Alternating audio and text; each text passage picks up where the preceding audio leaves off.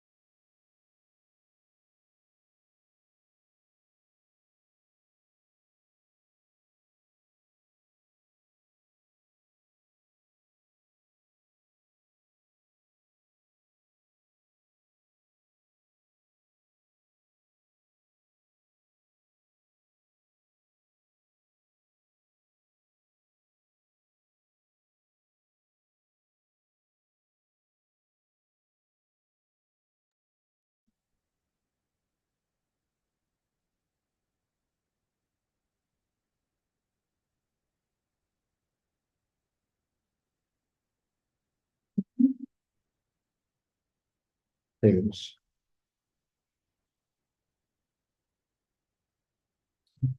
Nasıl olacak?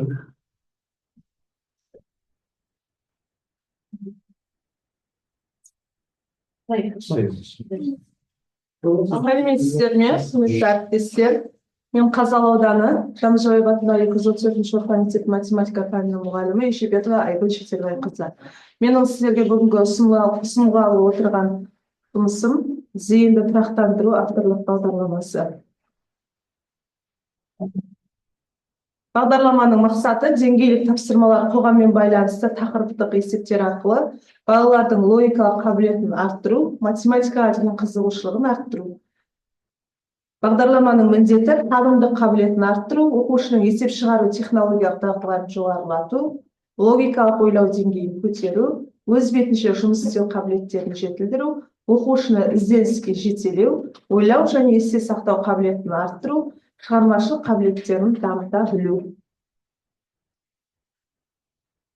Өзектілігі оқушыға жеңілден қиынға, қарапайымнан күрделіге қарай сатылы түрде орындалатын жұмыстар жүйесін ұсына отырып, оқушыны ізденушілікке, шығармашылыққа баулу, оқушының тақырыпты жете түсініп, терең меңгеру үшін әрбір деңгейде берілетін тапсырмалар өзіндік үлес қосады. Сондықтан, әр деңгейде орындалатын тапсырмалар түрлі талап тілектерді қамтиды. Әр деңгейдің талап тілегін қамтитын түрлі тапсырмалар арқылы оқушының білім көлемінің қай деңгейге сай келетінін анықтауға болады. Сонымен қатар, мұғалімдерге дайын дидактикалық материал ретінде пайдалануға өте ыңғайлы. Мектептің орта буын сатысындағы басқа оқу пәндерінің мазмұнымен пәнаралық байланыстар ескеріледі. Бағдарламаның жаңалығы оқушылардың бойында функционалдық сауаттылықты қалыптастыруды қамтамасыз етеді. Мұғалім баланы оқыта отырып, оның еркіндігін, белсенділігін, шығармашылық тұрғыда ойлауын қалыптастырып, және де баланың өз бетінше шешім қабылдауға дағдыландырады.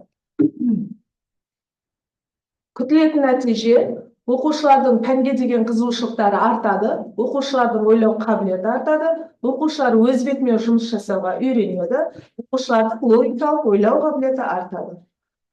Қолданылған әдебиеттер көрсетілген. Таңбырбаев, математикалық логиканың бастамалары, Әбілқасымова математиканы оқытудың теориясы мен әдістемесі, Кардемский математическая смекалка, Перельманның қызықты алгебрасы қолданылған. Енді бағдарлама негізінен 6 сынып оқушыларына арналған күнтізбелік тақырыптық жоспар аптасына 1 сағаттан 34 сағатқа негізделіп құрастырылған. Бөлімше тақырыптары кіріспе курстың мақсаты мен міндеті, оң және теріс сандарға амалдар қолдану, жол, жылдамдық, уақыт, қозғалысқа берілген есептер, өтуге арналған есептердің шешу жолын схема түрінде беру, арифметикалық орта, мода, медиана, өзгеріс ауқымы, жұмысқа байланысты мәселе есептер, геометриялық денелердің периметрі, ауданы, тікбұрышты параллелепипедтің көлемі мен оның бетінің ауданы, дөңгелектің ауданы мен шеңбердің ұзындығы, жиын және оның элементтері, ішкі жиын, жиындардың қиылысуы және бірігуі, бір айналасы бар сызықтық теңдеу, қатынастар, қоспа мен құймаға берілген мәтінді есептер, қазақтың байырғы есептері, графтар көмегімен шығарылатын есептерді шығару, мүмкін нұсқаларды іріктеуге есептер шығару, сіріңке шырпысы қолданылатын ойындар, логикалық есептер шығару, сюжетті логикалық есептер, таразымен өлшеу және курстың соңында қорытынды тест, яғни оқушылардың жылдық білімдерін қорытындылау. Осы тақырыптар қамтылған. Енді сіздердің алдарыңызға жиын және оның элементтері ішкі жиын тақырыбындағы қысқа мерзімді жоспар көрсетіліп тұр. Мақсаты жиын, жиынның элементтері, жиындарды кескіндеу арқылы білімдерін кеңейту. Осы бағдарламаның нәтижесінде оқушылардың білім сапасын арттыруға болады, және оқушылардың білім сапасы осыны қолданған нәтижесінде артты, және оқушылардың аудандық және облыстық түрлі сайыстардың, яғни Ақбұта, Алтын Саха, пәндік олимпиадалардың жүлдегерлері. Назарларыңызға рахмет.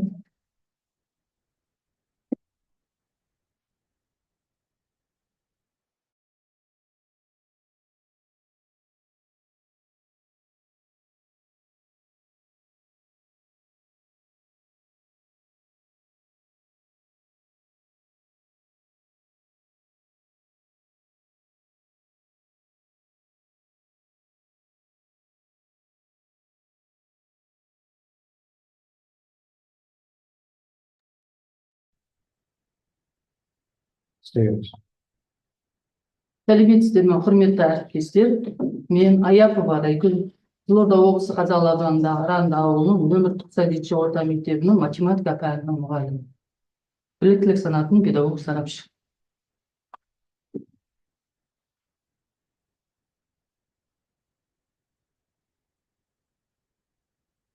Бүгінгі мен ұсынылып отырған авторлық бағдарламаның тақырыбы математикалық пәннен оқушылардың функционалдық сауаттылығын қалыптастыру жолдары.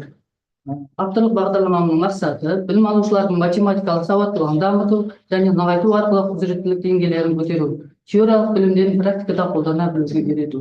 Бағдарламаның негізгі міндеттері білім алушылардың математикалық білімге деген қажеттілігін қанағаттандыру, есептерді шығарудың тиімді әдіс-тәсілдерін меңгерту, білім алушылардың қаржылық сауаттылығын дамыту арқылы өмірлік тәжірибелерін байыту, талдау және логикалық ойлау дағдыларын дамыту, математикалық білімдерін тереңдетіп толықтыру, математикалық сауаттылыққа берілген күрделі тапсырмаларды орындауда қиындықтарды және жийлиңе билүүгө тарбиялайт.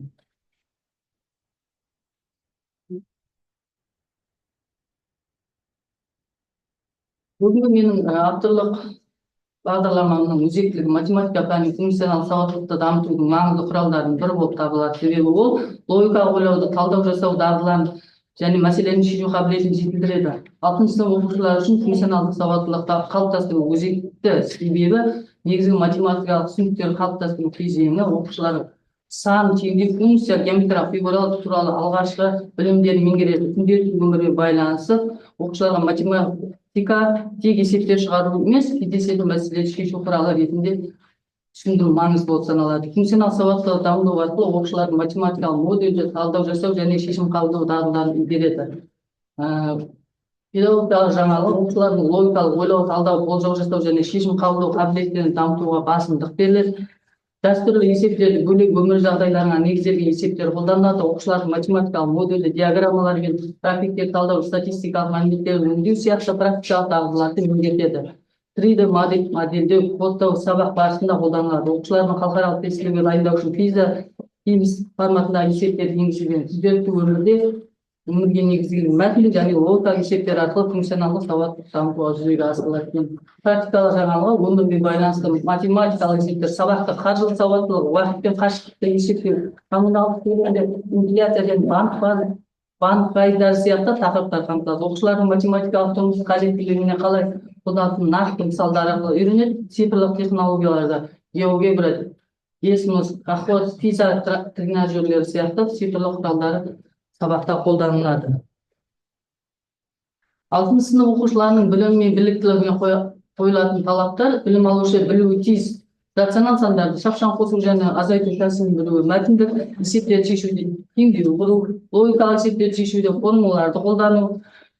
Білім алушы үйренуі тиіс пайыз анықтамасын пайдалану, күрделі есептерді шығаруды, кейбір сандардың шапшаң квадраттау тәсілін, логикалық есептерді теңдеу арқылы шешуді, алған білімдерін практикалық есептерді шығаруды пайдалана білу. Енді менің күнтізбелік тақырыптық жоспарым 6 сыныпқа арналған. Бұл курс 34 сағатқа аптасына бір рет беріледі. Бұнда функционал сауаттылығын қалыптастыру мақсатында бұл күнтізбелік тақырыптық жоспарыма пайыз ұғымы, PISA тапсырмалары, логикалық сағаттар, есептер, математикалық ребустар, комбинаторика элементтері, ықтималдықтар теориясының элементтері, кесте, графика, диаграмма түріндегі берілген есептер сияқты тақырыптарды құрастырдым. Енді осы тақырыптар құрастырдым. Соның ішінде бір қысқа мерзімді жоспарымды алатын болсам, бірінші сабағында сандардың бөліністігінің соңғы цифрын анықтау берген есептер. Бұнда оқушылардың логика ойлауын дамыту мақсатында тапсырмалар беріледі. Енді жалпы менің осы авторлық бағдарламамда күтілетін нәтиже білім алушылардың математикалық, функционалдық сауаттылықтарын, өз бетінше есеп шығарудың әртүрлі тәсілдерін іздестіріп, алған білімдерін өмірлік тәжірибеде қолдануды меңгереді, математикалық білім деңгейлерін тереңдетіп, өмірге қоғамға аса қажетті мәселелерді математикалық пән жан-жақты талдайды. Қоғамның қарқынды дамуы үшін адамзат сауаттылығының бір бөлігі математиканың маңызын түсінеді. Алдағы уақытта осы оқу бағдарламамды меңгере отырып, балалар жақсы жетістікке жетеді деп сенемін.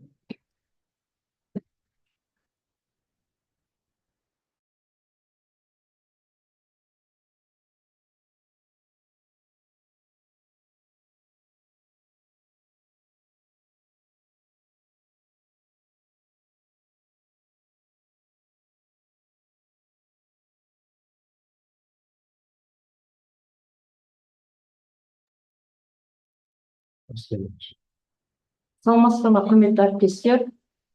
Мен Қазалы қаласындағы номер 17 орта мектептің математика пәнінің мұғалімі Ерімбетова Динара Әзбергенқызымын. Менің авторлық бағдарламамның тақырыбы математика сабақтарында STEM білім беру. Бұл 7 сынып оқушыларына арналған, аптасына 1 сағат, барлығы 34 сағат. Менің авторлық бағдарламам 6 құрылымнан тұрады. Оның өзектілігі қазіргі заманғы білім беру жүйесінде STEM әдістемесін қолдану жаһандық трендке айналып отыр. Оқушыларға тек теориялық білім беру жеткіліксіз, оларды заманауи технология қолдана отырып, өмірде кездесетін мәселелерді шешуге үйрету қажет. Осыған байланысты математика сабақтарында STEM білім беру бағдарламасы 7-ші сынып оқушыларына өзекті және қажет деп есептеймін. Әдістемелік деңгейі бағдарлама халықаралық білім беру стандартына сәйкес құрылған.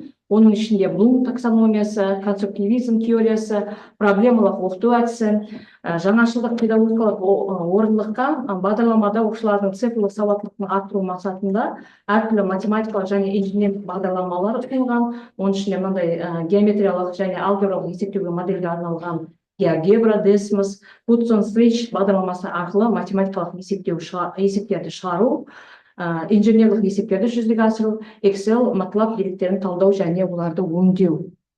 Менің мақсатым оқушыларды математикалық білімдердің STEM тәсілдерімен біріктіре отырып, инженерлік ғылыми зерттеу және бағдарламалау дағдыларын дамыту, математика пәнін қолданбалы тұрғыдан оқыту арқылы оқушылардың функционалдық сауаттылығын, шығармашылық және сыни ойлау қабілетін жетілдіру. Міндеттерім STEM әдістерін қолдану арқылы математикалық білімді жетілдіру, оқушылардың инженерлік және бағдарламалау дағдыларын дамыту, үшінші математиканың басқа ғылымдармен байланыстыру, физика, химия, биология, информатика пәндерімен зерттеу және жобалық дағдыларды қалыптастыру, бесінші оқушылардың логикалық және сыни және шығармашылық ойлау қабілетін дамыту, заманауи білім беру технологиясын қолдану. Теориялық маңыздылығы математика басқа пәндермен интеграция жасау, яғни физикада қозғалыс заңдары, толқындар теориясы, электр өрісі, математикалық есептеулерге сүйенеді, информатикалық алгоритмдер мен бағдарламалау және математикалық логикаға негізделген.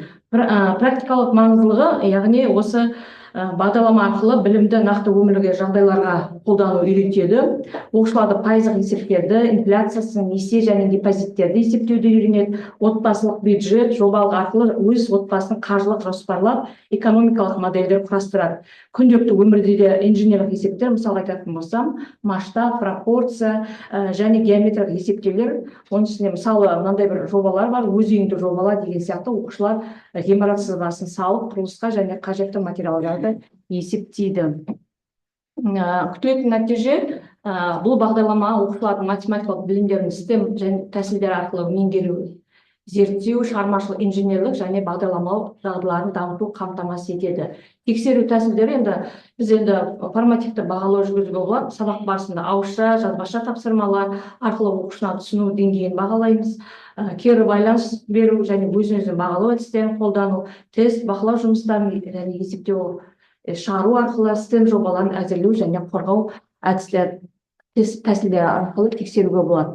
Екінші құрылымда жалпы менің бұл жерде мазмұны бізде 6 бөлімнен тұрады. Бірінші бөлім STEM білім беру кіріспеге 5 сағат берілген, математикалық модельдеу, деректеу, технологиялық математикалық құралдар, математикалық инженерия, жаратылыстану және математика байланысы, STEM жобаларын әзірлеу және қорғау. Осының ішінде бізде жылдық жоспар жазылған, ол аптасына 1 сағат, барлығы 34 сағат. Келесі 5-ші құрылымда бізде осы 34 сағатқа берілген 34 қысқа мерзімді жоспарлар бар, және 6-шы құрылымда осы мұғалім және оқушыларға арналған әдебиеттер бар. Біз енді қосымша бізде осы авторлық бағдарламамның жұмыс дәптері бар. Назар қойып тыңдағандарыңызға рахмет.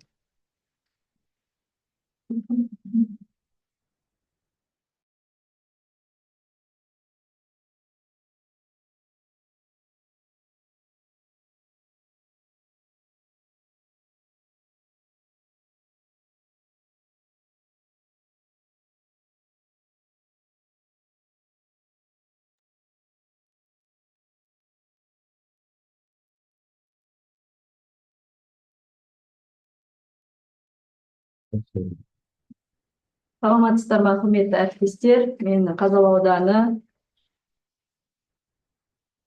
Қанқожа Батыр атындағы 7-ші орта мектептің математика пәнінің мұғалімі Абубакирова Гүлназ Сахитжанқызы.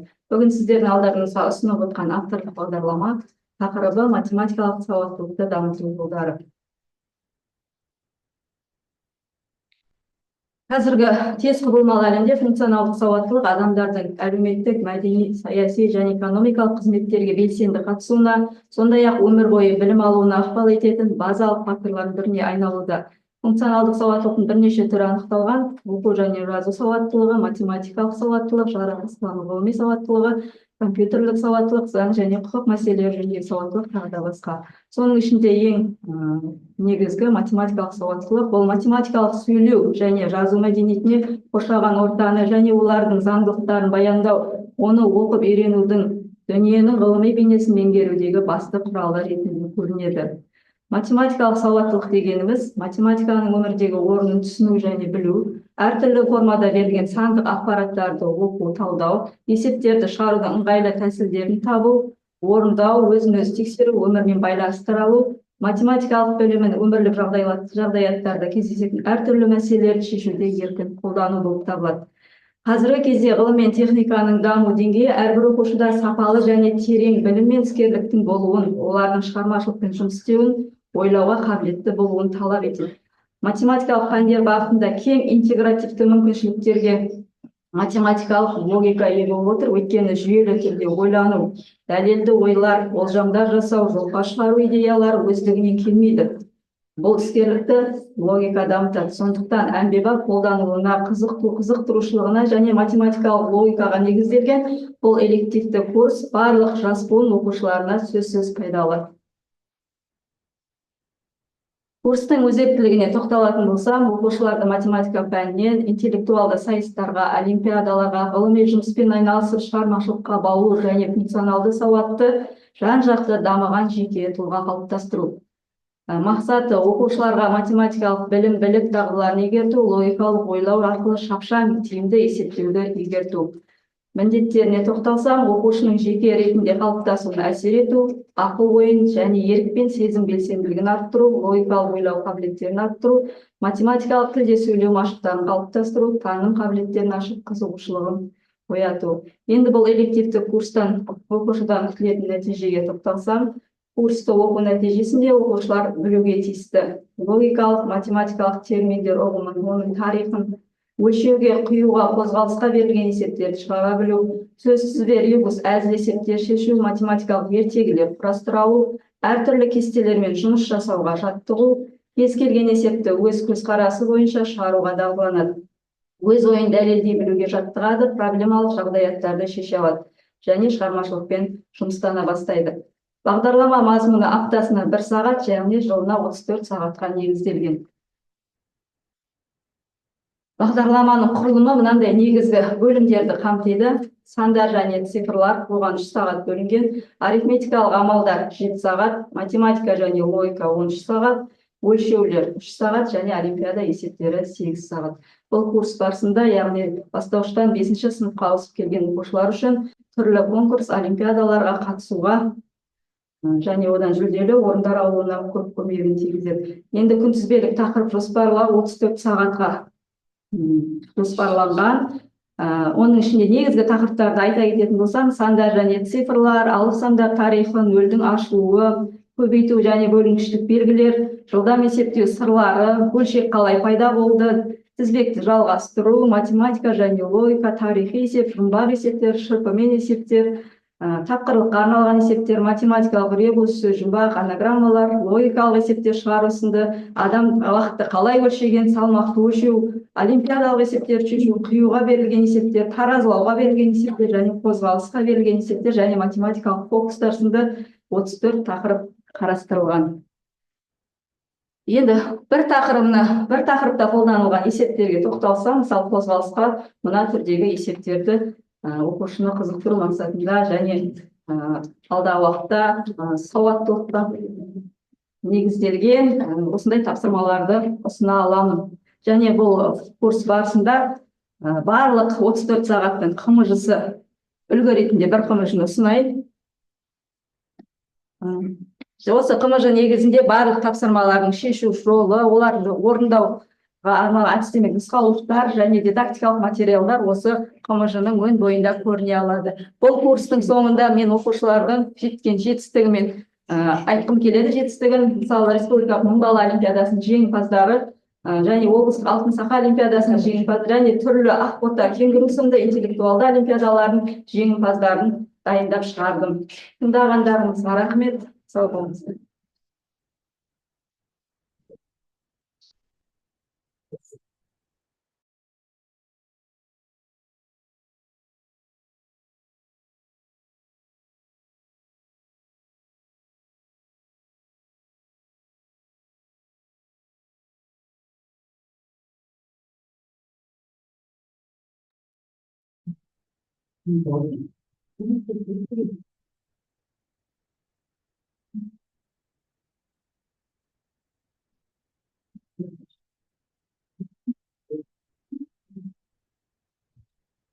Саламатсыздар ма, әріптестер? Мен Жолдасбаева Ғадіра Жаппаровна, Қазалы ауданы бойынша білім бөлімінің нөмір 258 негізгі мектебінің математика пәнінің мұғалімімін.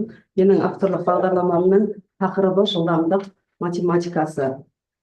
Жалпы кез келген ортада мәселе туындайды. Яғни қазіргі таңда балалардың смартфонға тәуелді болу қатты белең алып жатыр. Соның пәнге деген қызығушылығын арттыру мақсатында мен осы бағдарламамды құрастырдым. Енді бағдарламаның мақсатына тоқталатын болсақ, қозғалысқа байланысты есептер арқылы математика пәні бойынша ойлаудың стилін, интеллектуалдық және сезімталдық қасиеттерді оқушы бойына қалыптастыру, білімін тереңдету, кеңейту, логикалық есептерді тапқырлыққа баулу, қызығушылығын арттыру болып табылады. Ал міндеттері бала тұлғасының дұрыс өсуіне, ақыл ойдың дамуына, оқушылардың логикалық ойлау қабілетін дамыту, яғни математика қызығушылығын арттыру болып табылады. Өзектілігіне тоқталатын болсақ, осы бағдарламада жаңартылған білім стандарты ережелеріне сәйкес бастауыш сынып оқушыларына арналып, яғни қозғалысқа байланысты есептер қамтылып, математика пәніне деген қызығушылықты арттыру мақсатында күнтізбелік тақырыптар түзіліп, әрбір тақырыпқа сәйкес күнделікті сабақ жоспары құрылып отыр. Енді осы жоба барысында біздің мектебімізде осы логикалық есептерді шығаруда математикаға деген қызығушылығын арттыру мақсатында оқушылардың ұлттық құндылықтарды бойына сіңіре отырып, тапсырма орындау сәтінен үзінді. Одан кейін кез келген жобаның бір нәтижесі болу керек.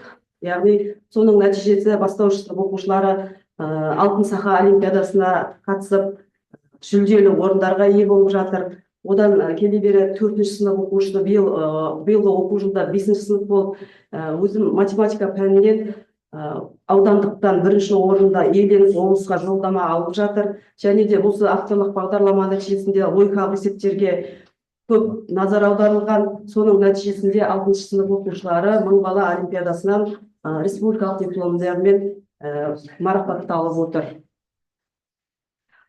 Жалпы бұл бастауыш сыныпқа арналған авторлық бағдарлама болғандықтан бастауыш сынып мұғалімнің алдында орасан зор міндеттер тұр. Яғни баланың қызығушылығын дамыту, қозғалыс туралы толық формуланы пайдалану, оқушыларға қозғалысқа байланысты есептер материалын толық практика жүзінде түсіндіру, сандар, жылдамдық, уақыт, кеңістікке байланысты қозғалыс формуласын практикада қолданып толық ақпарат беру. Және де жоғары сыныпқа барған кезде әрі қарай геометриялық есептер шығарту, логикалық есептерді, сөз жұмбақ, ребус, шытырман есептерді шешуге үйрету, ойлау қабілетін дамытуына, сөйлеуді, аналитикалық және синтетикалық қабілеттерді дамыту, есте сақтау мен зейінді, қиял мен қиялды дамытуға, жалпы айтқанда баланың функционалдық сауаттылығын арттыруға жұмыс жасау болып табылады. Тыңдағандарыңызға рахмет. Сау болыңыздар.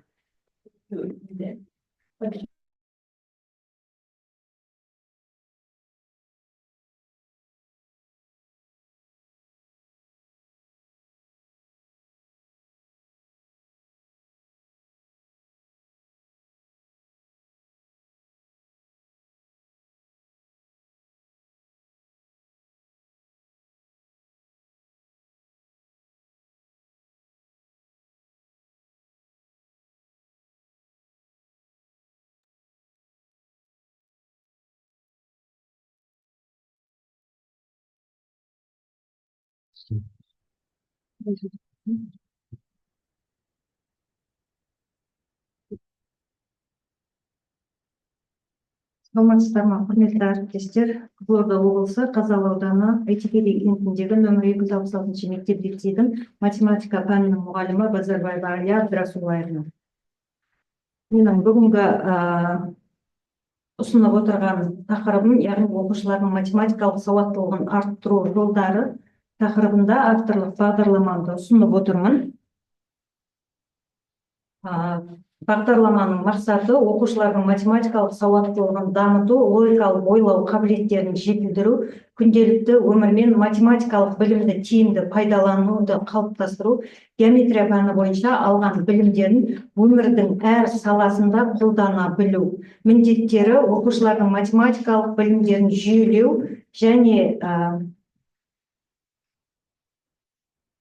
тереңдету, математика пәнін қызықты әрі түсінікті етіп оқыту, әдіс тәсілдерін қолдану, логикалық ойлау және проблемаларды шешу дағдыларын дамыту, математика мен күнделікті өмірдің арасындағы байланысты көрсету. Өзектілігі оқушылардың математикалық сауаттылығын дамыту қазіргі білім беру жүйесіндегі өзекті мәселелердің бірі. Қазіргі қоғамда ақпараттың көлемі мен техникалардың дамуымен математикалық сауаттылықтың рөлі артып келеді. Оқушылардың математикалық сауаттылығын дамыту арқылы олардың аналитикалық ойлау қабілеттерін арттыру, проблемаларды шешуге деген қызығушылықтарын ынталандыру, өмірде кездесетін түрлі жағдайларға математикалық тұрғыдан қарауға дағдыландыру маңызды болып табылады. Жалпы бағдарламаның құрылымы 4 тараудан тұрады. Бірінші тарау 4 бұрыштар, көп бұрыштар, 3 бұрыштар 7 сағатқа берілген. Бұл тарауда көп бұрыштың негізгі қасиеті, 4 бұрыштар және олардың түрлері, квадрат, тік төртбұрыш, параллелограмм, ромб, трапеция, 3 бұрыш және оның түрлері, 3 бұрыштың тамаша нүктелері қамтылады. Екінші тарау бойынша аудан ұғымы 10 сағатқа берілген. Бұл жерде қаралатын тақырыптар палетка арқылы ауданды табу, пик формуласы, ауданды есептеуге арналған құрылыс есептері. Үшінші тарау 7 сағатқа берілген, кеңістік фигуралары, яғни бұл жерде қаралатын тақырыптар көп жақтар, параллелепипед, куб, призма, пирамида, айналу денелері, соның ішінде цилиндр, конус, шар, сфера. Төртінші тарау 10 сағатқа берілген, кеңістіктегі геометрия, яғни геометрияның тарихы, кеңістік фигуралары біздің айналамызда, кеңістік фигураларының жазбасы, қағаздан жасалған көп жақтар, кеңістік фигуралар тақырыбына берілген пиза есептерін талдау. Жалпы курсты жүргізу барысында, яғни бағдарламаны сабақты жүргізу барысында математикалық сауаттылықты арттыру әдістері, интерактивті сабақтар, яғни бұл жерде әртүрлі техникалық құралдарды пайдалану арқылы оқытуды жандандыру. Екінші жоба жұмыстары, оқушылар өз жобаларын топта немесе жеке орындап математикалық білімін нақты тапсырмаларға қолдана алады. Үшінші шешімдер іздеу, бірнеше тапсырмалардың бірнеше шешімін жолдарын қарастыру, нәтижеге жету үшін әртүрлі тәсілдерді қолдану. Төртінші қолданбалы есептер, математика мен басқа пәндер арасындағы байланысты көрсету, оқушылардың білімін кеңейту. Жалпы оқушылармен жұмыс жасау барысында негізінен көп пайдаланылатын ұбт тапсырмаларын талдау кезінде және пиза, пирлс халықаралық зерттеулерін орындау барысында көп осы геометрия есептері кездеседі, соларды талқылау барысында пайдаланылды. Осы жүргізілген сабақтардың бір қымыжысын ұсынып отырмын. Соның ішінде, мысалы, конус тақырыбы болатын болса, осы конустың бүйір бетінің және толық бетінің аудандарын табу формулаларменен жұмыс жасау барысында толық қымыжысы салынып тұр. Бұл жерде өмірмен байланыстырып, күнделікті өмірде, мысалы, қарапайым туған күн қалпағын пайдалану арқылы оқушылардың қолына осы жұмысты көзбенен көріп, қолменен жасаған жұмыстары салынып тұр. Мен бұл жерде оқушылардың сол сабақтарда жасаған жұмыстары көрсетіліп тұр. Келесі, мына бізде көбінесе ұбт тапсырмаларын орындау кезінде математикалық сауаттылықта кездесетін аудан ауданды есептеу, яғни фигуралардың аудандарын есептеу, соның ішінде көпірштің аудандарын есептеу кезінде балалардың ең қызығып орындайтын жұмысы пик формуласын пайдалану арқылы балалардың жұмысын орындату тапсырмалары салынған. Нәтижесінде оқушылардың математикалық сауаттылығы артады, математика пәні бойынша білім сапасы көтеріледі, оқушылардың логикалық ойлау дағдылары дамиды, оқушылардың өзіне деген сенімділігі артады. Тыңдағандарыңызға рахмет. 5 минут үлгереді.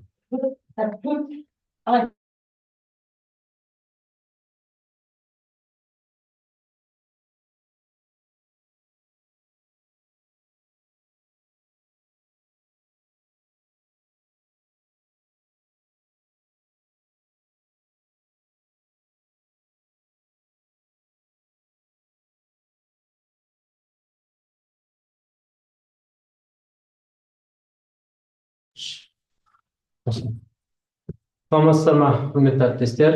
Бүгінгі әдістеме құралының тақырыбы орта мектепте тригонометрияны оқыту. Яғни мен 239 мектеп лицейдің математика пәні мұғалімі Сапаев Бекарыс.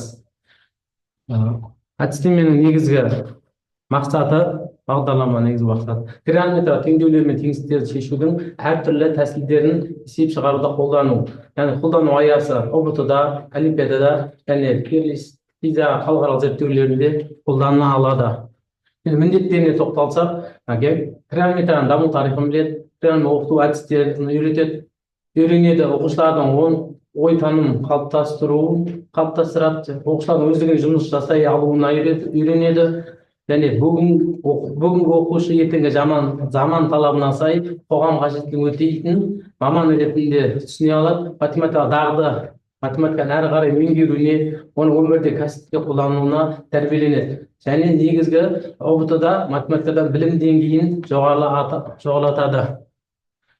Бағдарламаның өзектілігі жастардың математикалық сауаттылығын арттыру қазіргі замандағы басты талаптардың бірі. Бұл әдістеме құралда оқушыларға ОБТ-ға дайындық деңгейін арттыру өзіндік үлесін тигізеді. Күтілетін бағдарламаның жаңалығы әдістеме құралда тригонометриялық теңдеулер мен теңестікті бірлік шеңбер әдісін пайдалану арқылы шешу дағдысын қалыптастыру және геометрия курсында кездесетін күрделі есептерді шешудің тиімді жолдарын ұсынылады. Күтілетін нәтижелері тригонометрияның даму тарихын біледі, тригонометриялық функциялардың анықтамаларын біледі, бірлік шеңбер арқылы тригонометриялық теңдеулер мен теңестіктерді шешеді, және оқушылар ОБТ-да кездесетін күрделі есептерді шешудің тиімді шешу жолдарын үйренеді. Енді негізгі мазмұнына тоқталсақ, бұнда 6 бөлімшеден тұрады. Тригонометрия көріп тұрғандарыңыздай, әр бөлімде тақырыптың түсіндірілуі және әдіс тәсілдері бар. Соған сәйкес есептердің шығарылу жолы ұсынылған. Және соған сәйкес әр бөлім бойынша оқушыларға есептеме ұсынылады, тапсырмалар ұсынылады. Қысқаша тоқталсақ, мысалға тригонометрия өрнектер, теңдеулер есептерін көрсетіліп жатыр. Мына жерде мысалға тригонометрия теңдеулерде 6 әдісін қысқаша тоқталып өтеді деген сияқты. Мысалы, тригонометрия жүйесі, теңсіздіктерді шешу әдістері сіздерге көріп тұрғандарыңызда ұсынылып тұр. Осы менің нәтижесінде ОБТ-да 2023 жылы ОБТ-ның қорытындысы бойынша ауданнан үздік аудан әкімінің алғыс хатына еленген болады, және жоғары нәтижесі бойынша 40-тан жоғары 5 оқушы, яғни жинаса жалпы орташа 33-те 7 ұпайды тұратын болған.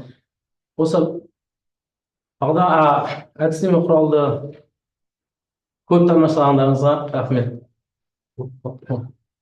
Қатып қалғаныңыз.